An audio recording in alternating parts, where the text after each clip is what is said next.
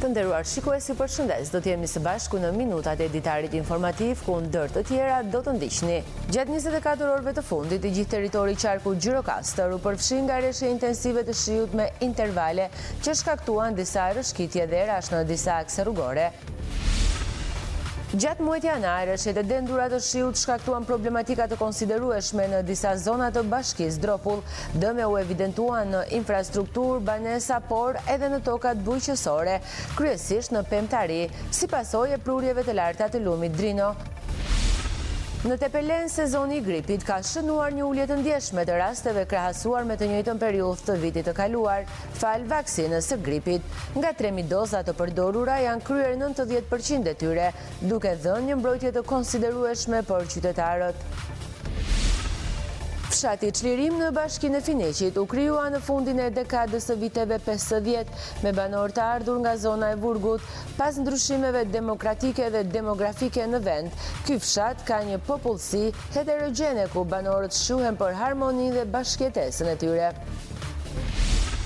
Ju njohim tani më gjerësisht, gjatë 24 orëve të fundit, i gjithë territori i qarkut të Gjirokastrës është përfshirë nga rreshje intensive shiu, që shkaktuan disa rrëshqitje dhe rash në akset rrugore të qarkut. Në aksin Tepelen Gjirokastër, pranë shkallës së zezë, kontraktori ndërhyri menjëherë për pastrimin e dherave dhe bëri të mundur vazhdimi normal të qarkullimit. Pashtu, rrëshqitje të ngjashme pati edhe në aksin Përmet Dogana e Treurave. Kunjësia administrative Petra njoftoi kontraktorin dhe rruga mbeti e qarkullueshme për të gjitha automjetet. Edhe gjatë ditës së sotme, forcat e Komisariatit të Policisë Tepelen dhe MZSH-s do të vazhdojnë kërkimet për gjatë lumit Vjos për gjetjen e trupit të zotit Ylli Dine. Nga ana tjetër, furnizimi me energji elektrike është normal në të gjithë qarkun, përveç njësisë administrative Kurvelesh. Ndërsa furnizimi me ujë të pishëm vazhdon pa ndërprerje. Autoritetet bëjnë apel për kujdes dhe informojnë qytetarët për çdo situatë të mundshme në terren, ndërsa puna për pastrimin e zonave të prekura dhe monitorimin e lumit Vjos vazhdon intensivisht. Autoritetet përkatëse ndodhen në terren për të monitoruar situatën dhe për të shmangur çdo problematik që mund të shfaqet në vijim për shkak të rreshjeve. Gjatë muajit janar, rreshjet e dendura të shiut shkaktuan problematika të konsiderueshme edhe në bashkinë Dropull. Dëme janë evidentuar në infrastrukturë, në banesa, por edhe në toka bujqësore, kryesisht të mbjella me Pemtari, si pasojë e prurjeve të larta të lumit Drino. Autoritetet vendore kanë dalë në terren për verifikimin e situatës dhe kanë përgatitur projektet përkatëse për ndërhyrje, ndërsa pritet miratimi i tyre nga instancat përkatëse për nisjen e punimeve sa më shpejt për të rehabilituar problematika dhe lehtësuar jetën e banorëve. Bashkia Dropull, pas rreshjeve të dendura të shiut të muajit që lan pas, ka evidentuar në terren të gjitha problematikat e shkaktuara, ku më së shumti kanë qenë në infrastrukturë dhe disa banesa. Grupet e punës kanë inspektuar zonat më të prekura duke dokumentuar dëmet dhe hartuar projektet përkatëse për ndërhyrje. Sipas autoriteteve vendore, projektet janë përgatitur dhe tashmë pritet miratimi i tyre. Komisioni i Emergjencës Civile të Bashkisë, në drejtimin e kryetarit, ka ngritur grupin e punës dhe ka konstatuar fshat me fshat evidencë e problemet që të shkaktuara. Edhe ka bërë konstatimin, gjithashtu edhe masat që duhet të mirëshin për evidentimin dhe rekonstruksionin e këtire dëmeve. Konkretisht, kemi urën e Glines, e cila u shkatrua në njësinë administrative të Dropullit e sipër, duke filluar që nga fshati Longo, fshati Koshovicë, janë shkaktuar dëmet tek urat që bëhet kalimin në këto fshatra. Ndërkohë, problematika janë evidentuar edhe në tokat bujqësore të mbjella kryesisht me Pemtari, të cilat janë përmbytur për shkak të prurjeve të larta të lumit Drino që përshkon këtë zonë. Në tokat bujqësore ka patur nga lumi që ka dalë nga shtrati i tij, një pjesë e tokave bujqësore janë përmbytur, por me kalimin e kohës ujrat kanë ikur dhe nuk kemi dëmtimet e asaj që do të thoshte të pariparueshme. Autoritetet vendore theksojnë se ndërhyrjet do të realizohen menjëherë pas miratimit të projekteve, me qëllim rikthimin e normalitetit për banorët dhe mbështetjen e fermerëve të prekur. Në Tepelen, sezoni i gripit ka shënuar ulje të ndjeshme të rasteve nëse krahasojmë me të njëjtën periudhë të vitit të kaluar fal vaksinës së gripit. Nga 3.000 dozë të disponueshme është kryer 90% e saj, duke dhënë një mbrojtje të konsiderueshme për qytetarët. Vaksina e gripit ka dhënë rezultate pozitive këtë sezon në Tepelen. Sipas autoriteteve shëndetësore, numri i rasteve gripale është më i ulët krahasuar me vitet e kaluara, duke treguar ndikimin e imunizimit në mbrojtjen e qytetarëve. Nga Njësia Vendore e Kujdesit Shëndetësor në këtë qytet bëhet me dije se fushatat e vaksinimit kanë ndihmuar në reduktimin e shtrimeve në spital dhe komplikacioneve të gripit krahasuar me vitin e kaluar. Gjendja e gripit në bashkinë e Tepelenës ose në një VKSH në Tepelen, sa kemi informacion neve, është gjendja e gripit është bumi në këtë moment. Më thënë kemi shumë raste të reja që janë me gjendje virale, që vazhdojnë me një temperaturë deri në 39, zgjat një javë deri në 10 ditë, me koll të thatë, me dhimbje fyti, dhimbje koke, temperaturë të lartë, por që shikojmë që nga vitet e tjera është më e lehtë sepse është bërë vaksina e gripit, që në fund të tetorit që erdhi. Specialistët rekomandojnë që edhe gjatë muajve të ardhshëm qytetarët të vijojnë të imunizohen për të mbrojtur shëndetin e tyre dhe të familjeve. Dhe grup moshat më të prekura tashti shikoj që janë moshat fëminore, fëmijët e shkollave, mbase atje është edhe prezent të gjithë bashkë dhe marrin nga njëri tjetri. Në Tepelen janë përdorur rreth 3.000 doza vaksin, duke arritur një mbulueshmëri prej 90% të popullsisë së synuar.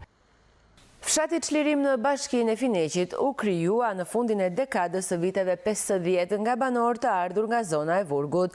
Pas ndryshimeve demokratike dhe demografike në këtë vend, ky fshat ka një popullsi heterogjene ku banorët shquhen për harmoninë dhe bashkëpunimin midis tyre. Nevoja e tharjes së kënetave, mekanizmi të bujqësisë dhe shtrirjen e këtyre proceseve në fushën e Vurgut të ish rrethit Sarandës krijuan premisat dhe për ndërtimin e një fshati të ri, vetëm pak kilometra larg fshatit të Finikit. Fillimisht, banorë dhe mekanizator bujqësie të fshatave minoritar, kryesisht nga zona e Finikit, Mesopotamit dhe Alikos, krijuan fshatin SMT, i cili zyrtarisht u emërtua Çlirimi.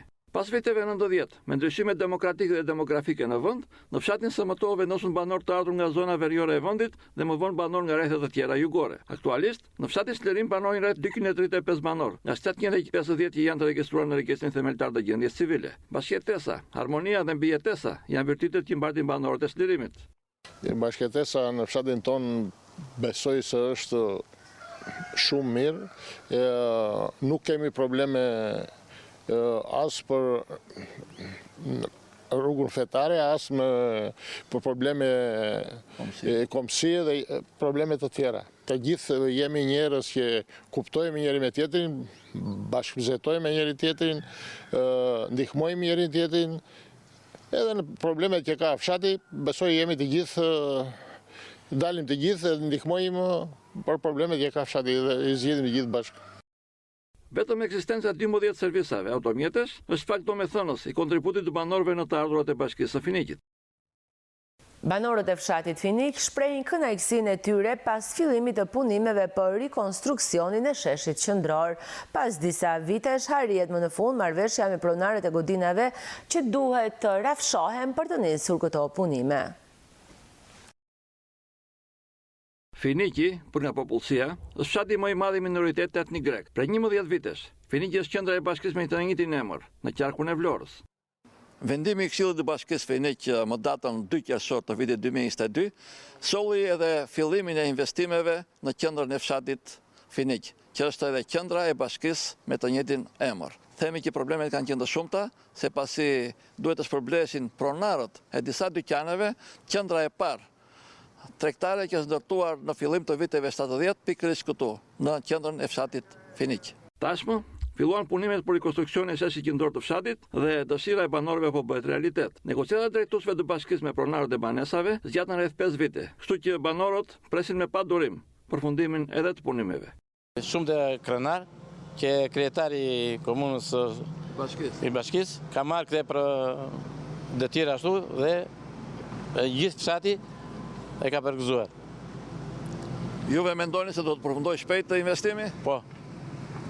Do vazhdoj sa më shpejt, se me që filluam nuk e do alem kështu që të duket. Banorët e moshës së tretë mendojnë se sheshi do të shërbejë edhe si vend qëndrimi për ta. Jemi shumë të kënaqur dhe faleminderit kryetarit të Bashkisë për këtë vepër. Për neve është një vepër më e madhe që bëhet. A do të shërbejë edhe moshës së tretë? Për të gjithë fshatarët. Mendoni se do të përfundoj shpejt? Besoj, sipas bisedimeve që kam bërë me kryetarin e Bashkisë, do përfundoj. Se afën. Ndërsa përfaqësuesit e Brezit të Ri ndrojnë që sheshi të gumëzhin nga zërat e fëmijëve. Qendra Kulturore e Bashkisë Sarandë organizoi festivalin e valles dhe polifonisë që synon të promovojë traditën folklorike në rajon.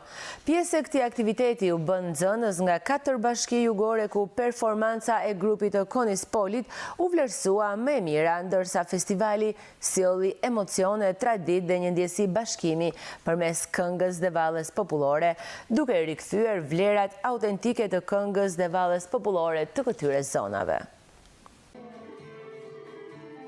Për herë të parë, Qendra Kulturore e Bashkisë Sarandë inicioi dhe organizoi një festival të një formati të veçantë. Nga skena modeste e sallës së kësaj bashkie nisi rrugëtimi Festivali i Valles dhe Polifonisë, që në thelb ishte një konkurim mes bartësve më të rinj të kësaj pasurie në rajonin më jugor të vendit. Në festival morën pjesë grupe të përbërë nga nxënës të shkollave nëntëvjeçare dhe të mesme nga bashkitë Sarandë, Delvin, Finiq dhe Konispol. Drejtori i Qendrës Kulturore Ismail Myrtaj thotë se ky festival solli në vëmendje traditën e larmishme folklorike të rajonit për një publik që tregoi interes të veçantë. Ky festival u zhvillua për herë të parë në nivel rajoni, ku morën pjesë bashkitë e Sarandës, bashkia Delvinës, Finiqit dhe Konispolit. Morën pjesë të rinjt nga të 4 këto bashki, duke shpalosur nivelin, po themi, më të lartë, maksimal traditën. Shkollarët e ardhur nga të 4 bashkitë jugore bashkuan në një fest tradite, ritmesh dhe emocionesh të ardhura nga vallja dhe kënga popullore apo larmia e kostumeve tradicionale.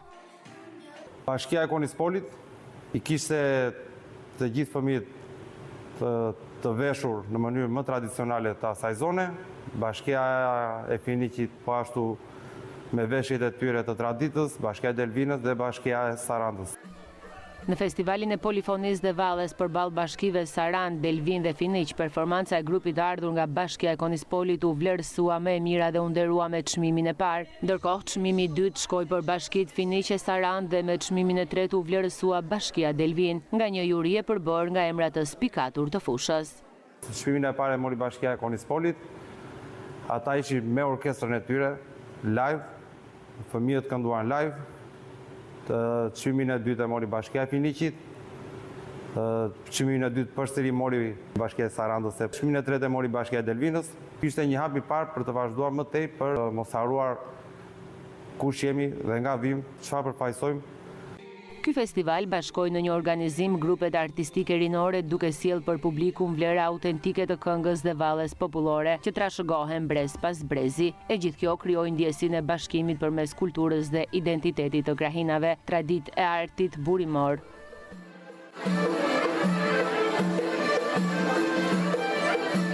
Të nderuar shikues, ishte gjithçka e përgatitur për këtë ditar informativ. Ju faleminderit për vëmendjen, shikim të këndshëm të programeve në vazhdim. Bashkë, miru takofshim.